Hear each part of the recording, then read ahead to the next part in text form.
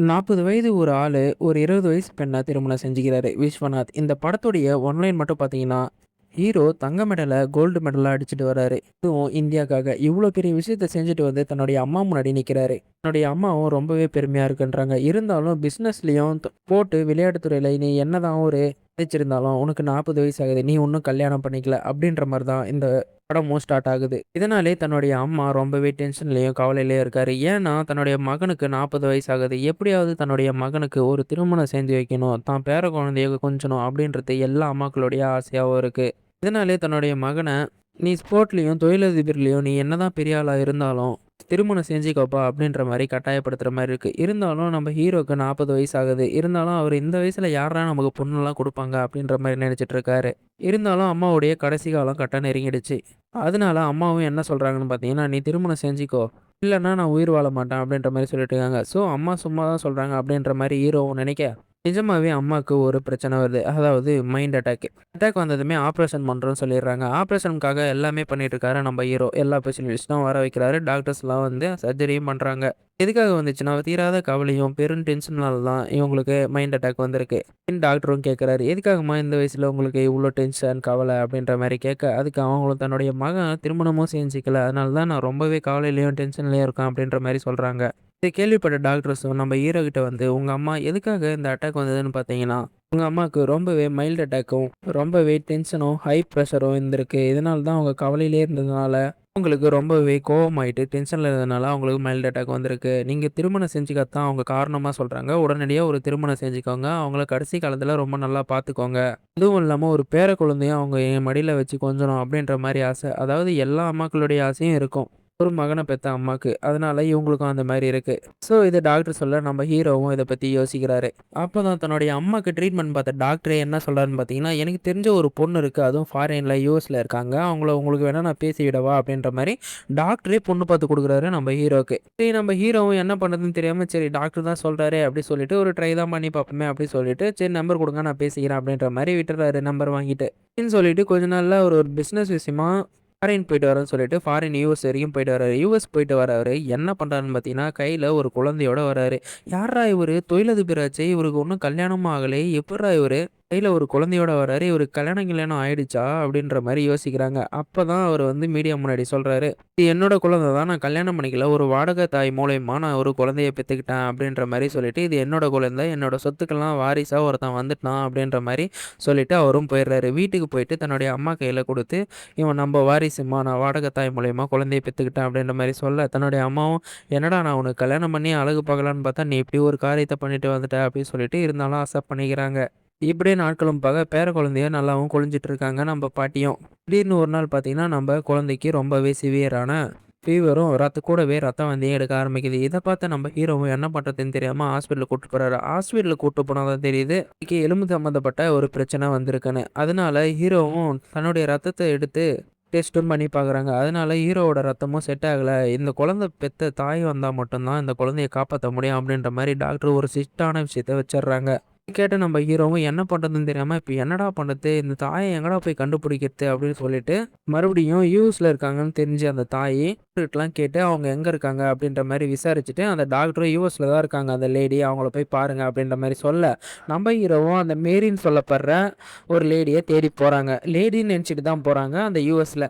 அங்க போய் பார்த்தா ஒரு பெரிய கிளப் பார்ட்டில தன்னுடைய பிறந்த நாள ரொம்பவே சந்தோஷமா கொண்டாடிட்டு இருக்காங்க மேரி.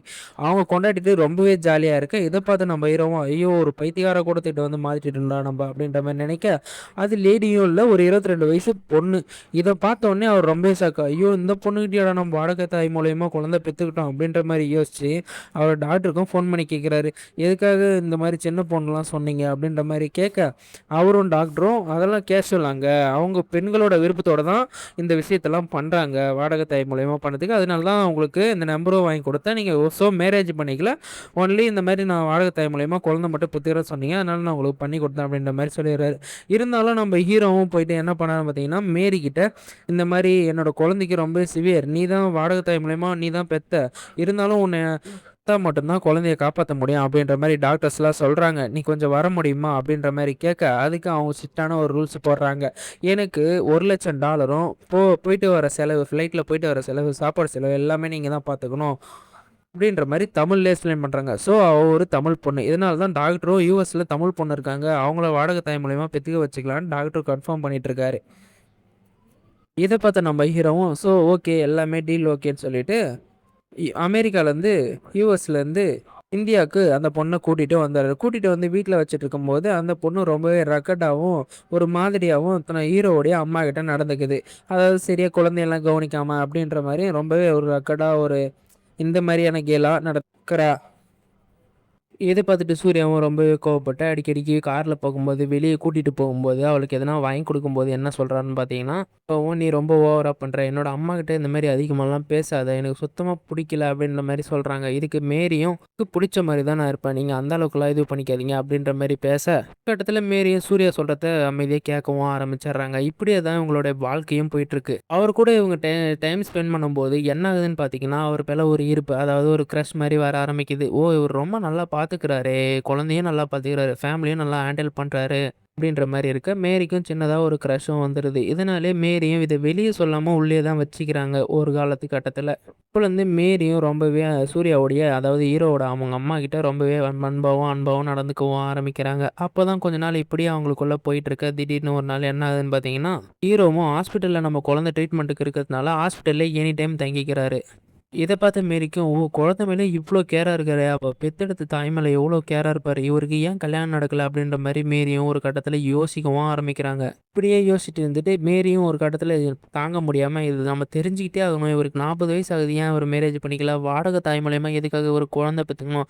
இந்த உண்மையெல்லாம் நம்ம தெரிஞ்சுக்கணும் அப்படின்னு சொல்லிட்டு, ஹீரோவுடைய அவங்க அம்மா கிட்ட போய் கேட்க ஆரம்பிக்கிறாங்க. அதுக்கு ஹீரோவுடைய அவங்க அம்மாவும் ஒரு கதை ஒண்ணு சொல்றாங்க. இந்த மாரி நாங்க சின்ன வயசா இருக்கும்போது பையன் அவங்க அப்பாவை ரொம்பவே பிடிக்கும். இருந்தாலும் அவங்க அப்பாவுக்கு என் மேல இருந்த காதலும், அன்பும் ரொம்பவே குறைஞ்சிருச்சு. உங்க அம்மாவுக்கு வயசாயிடுச்சு. எனக்கு சுத்தமா உங்க அம்மாவ பிடிக்கல அப்படின்ற மாரி தன்னுடைய அப்பாவே மகன்ட்ட சொன்னதாவும், தன்னுடைய அம்மாவை விட்டுட்டு வேற ஒரு நடிகைய திருமணம் செஞ்சுக்கிறதுனாலயும், இதனாலேயே ரொம்பவே கோவமான ஹீரோவும் வந்து அவங்க அப்பாகிட்ட சுத்தமா பேசத்தே இல்ல. இப்படிதாம்மா அவன் திருமணமே செஞ்சுக்கக்கூடாது. தன்னுடைய அப்பா அந்த டைம்ல ஒரு வார்த்தை ஒண்ணு சொன்னாரு என் மகன்கிட்ட. சொன்னாருன்னா, "நீ பெரியவனாயிட்டு, நீயும் வளர்ந்து பெரியவனாகும்போது, உனக்குன்னு கல்யாணம், குழந்தைங்கலாம் இருக்கும்போது, உனக்கும் இப்படி தான்டா இந்த லைஃப் போர் அடிச்சிடும். மனைவிய விட்டு பிரிவ, வேற ஒருத்தவங்கள தேடி போயிடுவ." அப்படின்ற மாரி சொல்ல, அதுக்காக நம்ம ஹீரோவும், "உங்கள மாரி நான் கண்டிப்பா இருக்க மாட்டேன்ப்பா. நீங்க தான் அம்மாவ விட்டு போயிட்டீங்க. நான் சத்தியமா போக மாட்டேன். யாருக்கும் அந்த மாரி நான் துரோகமும் பண்ண மாட்டேன். மேரேஜ் பண்ணாலும்." அப்படின்ற மாரி சொல்ல, அப்பலேருந்து அம்மா கூடவே வளர்ந்த ஒரு அம்மா வளர்ப்புல வளர்ந்த ஒரு பையனா தான் இருக்காரு நம்ம ஹீரோ. இந்த கதைய கேட்ட உடனே மேரிக்கும் அப்பலேருந்து அவங்க ரொம்பவே க்ரஷும் அதிகமாயிடுது. காதலும் வந்துருது. இதனாலே ஒரு சத்தியத்துக்காக திருமணமே செஞ்சுக்காம வாடகை தாய் மூலியமா குழந்தை பெத்துக்கிட்ட இவரு லைஃப்ல ரொம்பவே இவ்வளோ சாதிச்சும் இருக்காரு. திருமணங்கிறது தன்னுடைய அப்பா கிட்ட இருந்து இந்த மாதிரி ஒரு விஷயம் நடந்தனால அதுக்காக திருமணமும் செய்யாம இருந்திருக்காரு அப்படின்னு நினைச்சு மேரி ரொம்பவே சந்தோஷப்படுறாங்க. அப்பலேருந்து மேரி ஹீரோவுடைய அவங்க அம்மா கிட்ட ரொம்பவே சந்தோஷமாவும் நடந்துக்கிறாங்க. குழந்தையும் தான் குழந்தை மாதிரி பார்த்துக்கவும் ஆரம்பிக்கிறாங்க. இப்படியே போயிட்டுருக்கு. பிசினஸ்ல என்னதான் தொழிலதிபர்ல ரொம்ப கொடிகட்டி பறந்தாலும் நம்ம ஹீரோ ஒரு வாரிசு வாடகை தாய் மூலியமா தான் பெற்றிருக்காரு.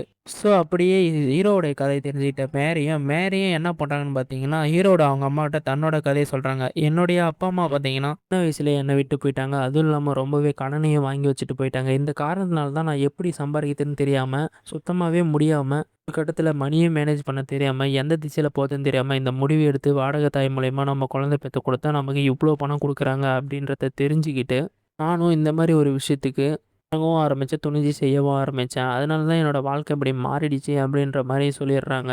இதெல்லாம் ஒரு பக்கம் போயிட்டுருக்க, அதுக்கப்புறமா ஒரு நாள் இரவு என்ன பண்றாங்கன்னு பார்த்தீங்கன்னா, மேரி ஒரு ஹோட்டலுக்கு சாப்பிட போறாங்க. அந்த ஹோட்டலுக்கு சாப்பிட போகும்போது, அங்க ஒருத்தன் பிரச்சனை பண்ணிடுறான் நம்ப ஹீரோயினி கிட்ட. அதனால என்ன பண்றாங்கன்னு பார்த்தீங்கன்னா, அவங்களோட மிடில் ஃபிங்கர காமிச்சோனே அவனும் கோவத்துல அடிக்க, இவங்களும் படால்னு ஒரு அடி அடிக்க, அவனும் கைத்த புடிச்சு வெளிய தள்ளிடுறான். இத கேள்விப்பட்ட நம்ம ஹீரோ பிசினஸ் மேன் இல்லையா, பெரிய கோடீஸ்வரர் இல்லையா, அதனால அந்த ஹோட்டலுக்கு வந்து, "யார்றா என் மேரி மேல கைய வச்சதுன்னு" சொல்லிட்டு, அந்த ஹோட்டலையே விலைக்கும் வாங்கிடுறாரு.